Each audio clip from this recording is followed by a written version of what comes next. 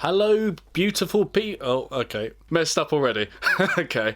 Right. This is going so well. I know. I need to start writing this stuff down before I join these calls. Okay, I've lost now.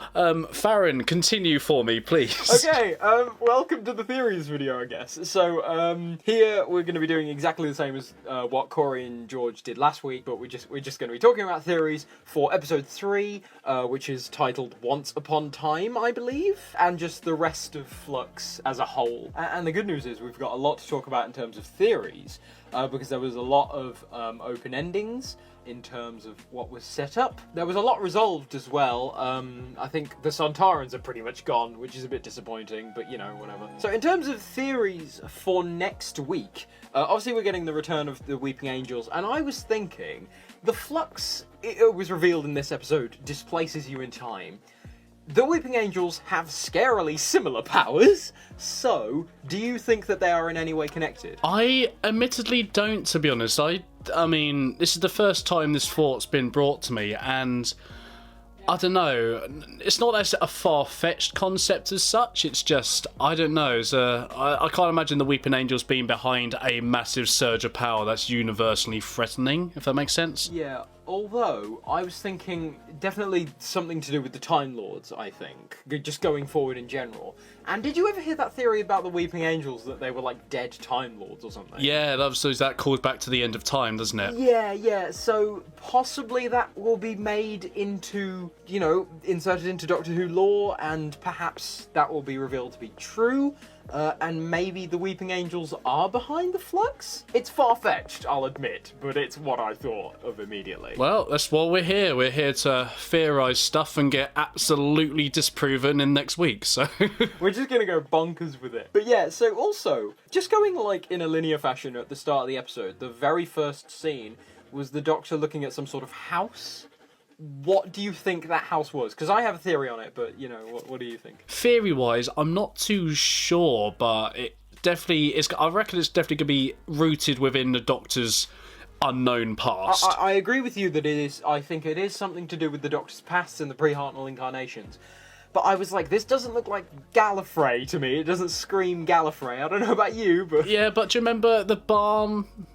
you know, the War Doctor took the moment to, that's not really Gallifrey, but also this thought's literally just popped into my head.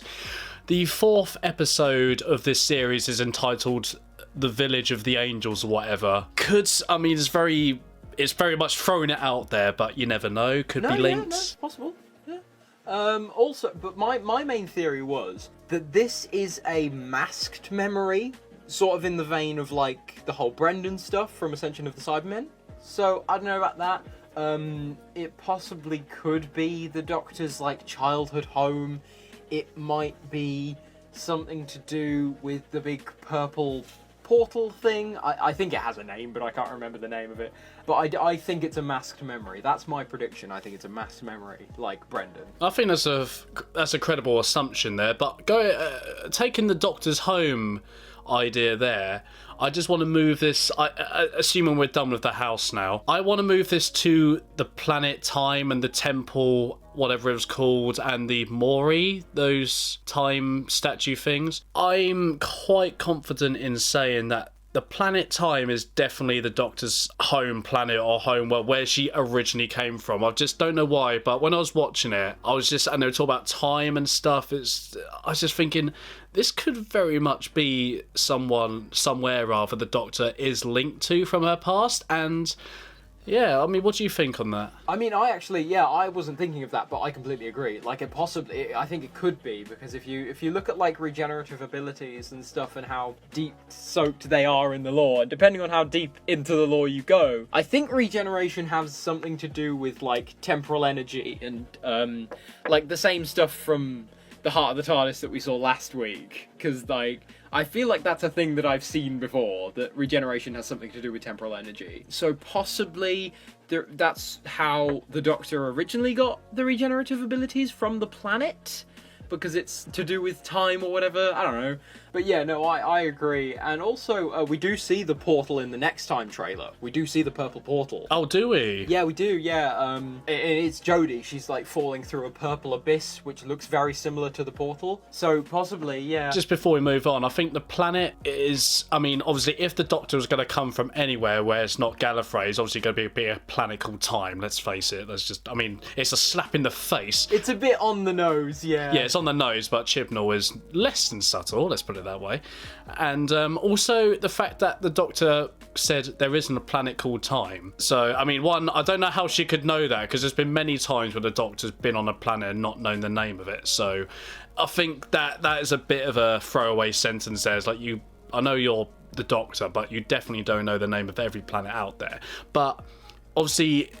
it's trying to allude to the fact that she's never known of it before, she's never heard of it, and we're getting elements from the Doctor's life, or the Doctor's lives rather, being introduced where she had no idea they happened. So I think it could very much be credible this is going to link back to the Timeless Child. But yeah, then moving on from there, I want to talk about Swarm quickly. I don't know why, but I'm just getting that hunch that they're the same species. What, him and the Doctor? Yes, I don't know why. Obviously, they look very much different in terms of structure and that, but I don't know. I don't know what's making me think that. It's probably not true. Similar regenerative abilities? Like we saw last week? Yeah, potentially. I mean, I really hope it's not true, because then it's going to make it even harder to unwrite the Timeless Child. So, I hope I'm wrong. But I'm just getting this vibe. I don't know. I think he is either of Time Lord origin or of whatever the Doctor is origin.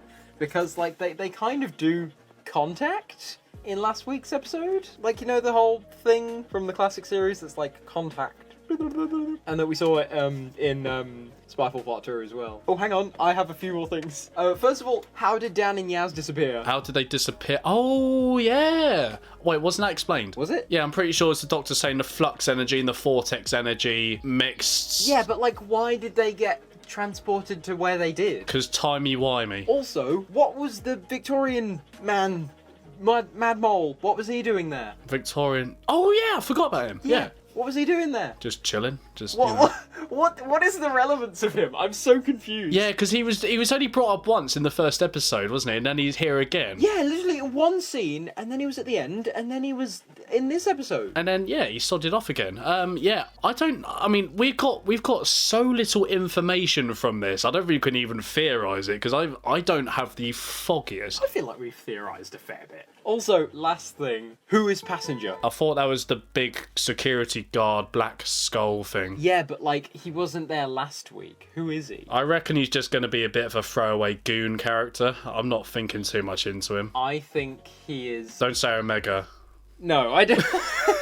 Oh god, I think everybody's Omega. That's like, on the Community at the moment, it's just like, oh my god, it's like the slightest little hint of something. Oh my god, it's Omega. It's like, not everything's Omega. That has been me for like the past 3 years. I know, I've been in the same group chat as you for a while now. I desperately want Omega to come back. No, I don't think it's Omega. I think it is Dan's friend from last week. Who's Dan's friend? You know, the one outside the museum who was talking to him, and then at the end of the last episode, she got sucked into that house, and then she met Azure. Oh, I forgot about her. Yeah, I think it's her. I think they did some transformy, swarmy stuff, like you saw last week. Sorry, transformy, swarmy stuff. No, so that just took me off guard. No, seriously, stay with me, because where was she this episode?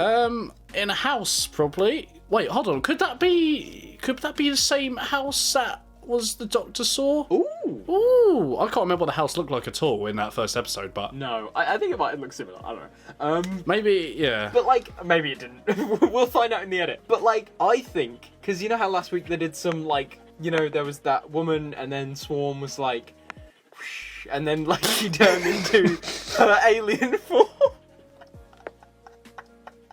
You know what I mean, though? So I think they were just like... Because at the end of the last episode, they were like, we're going to have a lot of fun with you. So then they, like, turned her into their bodyguard or something. Oh, maybe, yeah, that's true, actually. I think it's her. I'm calling it right now. I'm calling it. I'm probably way off here.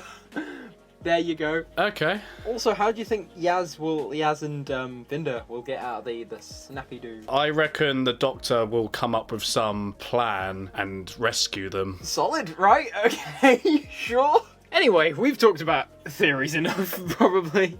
Who's doing the outro? Are we both doing You are, because I messed it up the first time. I messed up the intro. Okay, well those were our theories for next week's episode and the rest of Flux. What theories do you guys have? Please leave them in the comments below. Please like, please subscribe. Thank you very much for watching, and we'll see you next week. Bye. Bye-bye.